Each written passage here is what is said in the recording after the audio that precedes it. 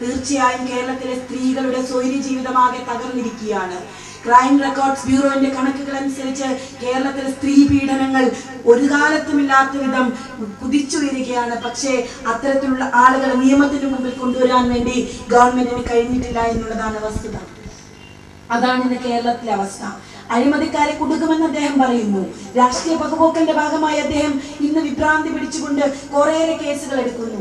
മറ്റ് പാർട്ടികളുടെ ആൾക്കാരുടെ പേരിൽ മാത്രമല്ല, സ്വന്തം മന്ത്രിസഭയിലെ ഒരു മന്ത്രിക്കെതിരെ പോലും CBI അന്വേഷണം വേണമെന്ന് ആവശ്യപ്പെട്ട ആളാണ് ശ്രീ VS അച്യുതാനന്ദൻ എന്ന് നാം മനസ്സിലാക്കേണ്ടതായിട്ടുണ്ട്.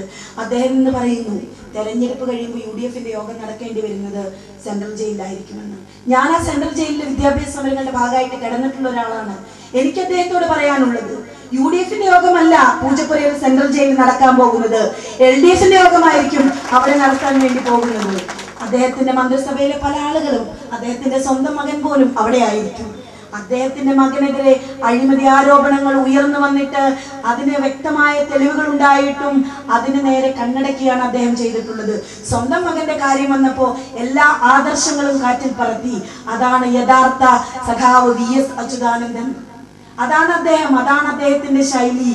സ്വന്തം മകന്റെയും സ്വന്തം കുടുംബത്തിന്റെയും കാര്യം വന്നപ്പോ ഇതെല്ലാം കാറ്റിൽ പറത്തി. അപ്പൊ ഇതിനെതിരെല്ലാം സ്വാഭാവികമായ പ്രതിഷേധം ജനങ്ങൾ ഉയർത്തും. ഇന്ന് മുമ്പെങ്കിലും ഇല്ലാത്ത വിധത്തിൽ ജനജീവിതം ദുസ്സഹമായിരിക്കുന്നു. വിലക്കയറ്റം നമുക്കറിയാം ഇന്ന് അതിഭീകരമായ വിധത്തിൽ വർദ്ധിച്ചിരിക്കുകയാണ്. അങ്ങനെ വർദ്ധിക്കുമ്പോൾ നമ്മുടെ പൊതുവിതരണ സമ്പ്രദായം മെച്ചപ്പെടുത്തുന്നതിന് പകരം കേന്ദ്ര ഗവൺമെന്റിനെ പഴിചാരിക്കൊണ്ട് മുന്നോട്ട് പോവുകയാണ് ഈ ഗവൺമെന്റ് ചെയ്തുകൊണ്ടിരിക്കുന്നത്. മാധ്യമങ്ങൾ എന്ന് പറഞ്ഞാൽ സമൂഹത്തിന്റെ കണ്ണാടിയാണ്. ജനാധിപത്യത്തിന്റെ 4ാം തൂണാണ് മാധ്യമങ്ങൾ. ഈ സമൂഹത്തിലെ അനീതികൾ ഉയർത്തി കാണിക്കാനുള്ള ഒരു മേഖലയാണ് മാധ്യമ പ്രവർത്തനം എന്ന് പറയുന്നത്.